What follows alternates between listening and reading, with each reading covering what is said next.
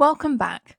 Today I'm going to be doing a deep dive into the Mike and Will field scene from Stranger Things Season 5, Episode 4. I'm going to be covering not only the dialogue in the scene, but also the setting, the framing, the lighting, and some audio choices made. Before everyone rushes straight to the comments to tell me I'm reading too much into things here, I just want for a second you to imagine you're in an English literature class in school and they hand you this scene as a text to analyse. These are the sort of things you're meant to pick up on and analyse. So if it's intentional there, why can't it be intentional here? So we start off with a pan down to the group walking through the field. First of all, this whole scene is bathed in a golden light, which often symbolises warmth, hope, and being emotionally open and vulnerable. Also, due to this light, the field is made to look golden too. Golden fields are often linked to peace, prosperity, and safety, and is also linked to a harvest being ready, something that farmers put a lot of work and patience into and are now reaping the rewards. Similarly to what the writers have been doing and us reacting to Byler here. We also have clear skies indicating clarity and peace. I think I have to compare this to the Malevolent scene here, which contrasts as it takes place at sunset with a pink sky, indicating both endings, transitions, but also happening in a peaceful way.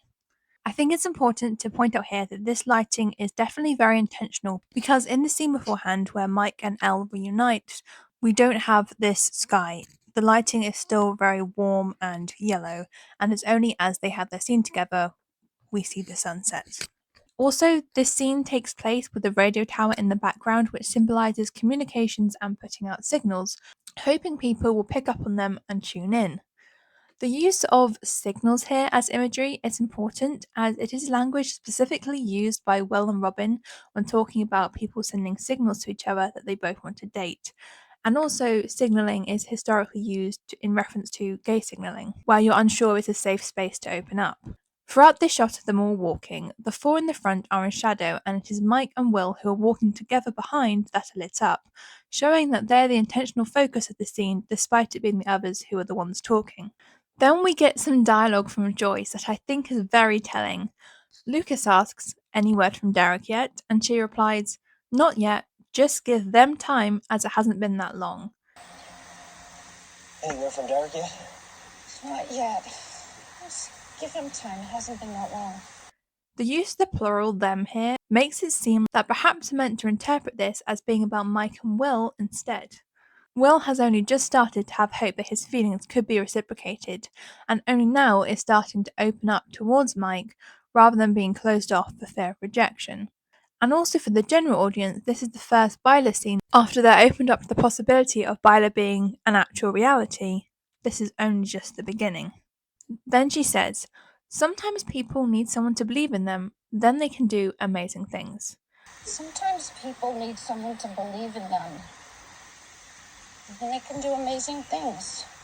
Again, this can also be referred to Mike and Will here, both in the sense that they're the ones always offering the encouragement and support to each other, that together they will have the power to open up and be honest, and also the fact that in this conversation it's Mike's belief in Will and suggesting how to tap into the hive mind that allows him to unlock his power. And also this dialogue includes talk between Robin and Lucas about looking yourself in the mirror and seeing something different back than who you actually are, all things that are relevant here. Also, it's on this line from Joyce that the lighting difference is made the most clear, as the four in the front walk into shadows, and Mike and Will are clearly lit up.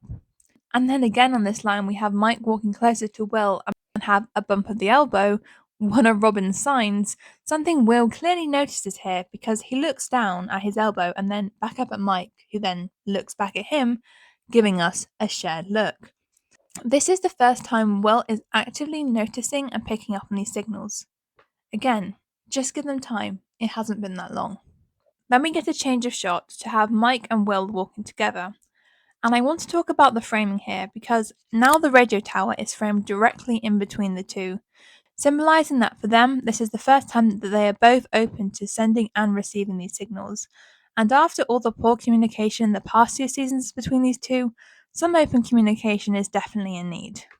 As we move on to the shots of each of them individually as they talk, the light here is on Mike, showing us that this is from Will's perspective and how he sees Mike clearly for the first time. In contrast, Will is in slightly more shadow for Mike, who is still unsure over Will's feelings. And I want to parallel this here to the cabin scene from the end of season 4, where there is overall also soft, warm lighting, a light shining directly onto Will, showing us this is Mike's perspective and how he sees Will. And in that scene, Mike is the one to initiate physical contact, whereas here, it's Will. They are also covering themes in this conversation about seeing someone from a different perspective, as Will talks about seeing through the Demogorgon's eyes, and then in reference to the hive mind being so close to something that you can feel the emotions coming off of them. Again, what is starting to happen here between him and Mike with this signalling? Also, the mention of a scary movie that you can't turn off, which could reference the fear that these two have around each other about always having these unconfronted and suppressed feelings between them and a fear of people finding out. But as Mike says to Will about maybe he turned off the scary movie, in this scene we see Will turning off this fear for a moment and being able to be open with Mike. Next, we see the trapdoor opening as Lucas says, "Open sesame." Again, more imagery of opening up, sharing secrets, and the truth being revealed. Also, here Robin is looking up at the trapdoor opening up, and later on, she's looking at Mike and Will opening up to each other.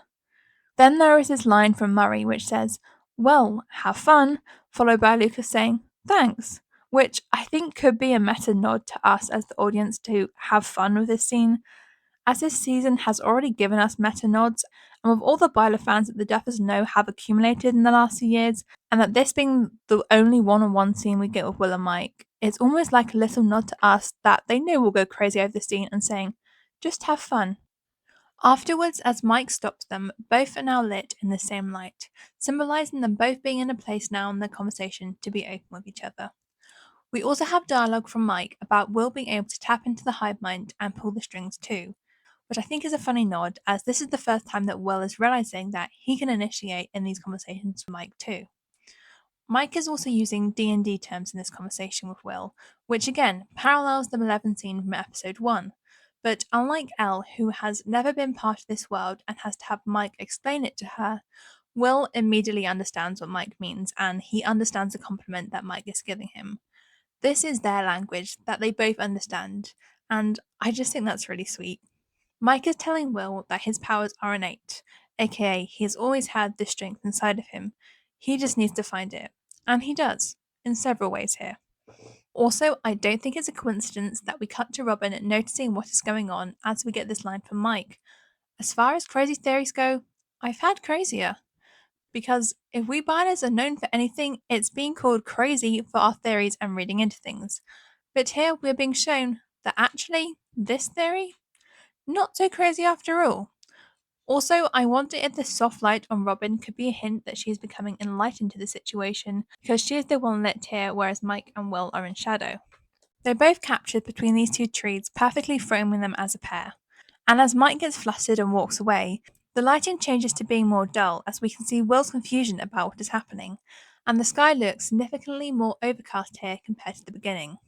Also, I want to come back to the radio tower here, which is behind Mike, and as he panics, he walks away from it, indicating to us that this moment of honesty is over, for now. But remember, just give them time. And we have Will left in shadow, confusion, and doubt. And the music that plays here as Mike walks away reflects Will's confusion over what is happening, the mixed signals he's been getting, and him wondering if he's misreading them, which Robin notices. I also noticed here another audio playing. I don't think you'll be able to hear it here if I replay it for you, so you may have to just go back and watch for yourself. But there is a very faint ticking clock playing in the background here. Obviously, this is a common symbol for time running out, but in Stranger Things, it is also associated with Vecna.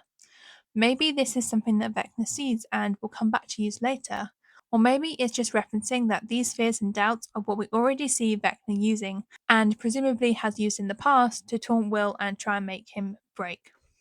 I'm not sure if this is significant, but throughout this entire scene, Mike is holding a shovel, which I'm not sure if this is imagery, maybe showing that he's finally digging into his feelings, or maybe the opposite and that he's actually trying to bury them. But obviously, imagery surrounding tunnels and hiding and trying to evade notice and being underground are used throughout this entire episode, and as Mike walks away, he goes down into the tunnels. Finally, I want to mention how this scene takes place in the same location that we saw Joyce and Hopper. Another scene between a couple, and one where things are trying to be hidden and left unsaid. As in this scene, Hopper isn't telling Joyce about the explosive vest he's wearing and the real intentions for his plan. I hope you enjoyed this. It's my first time analysing a scene in so much detail like this, so let me know what you think. Is there anything I missed? Obviously, this whole scene is just very flirty, but as I thought anyone watching a Byler video would have already picked up on this, I try to discuss more of the subtle hints and imagery that we got throughout the scene. I really hope you enjoyed and have a great day.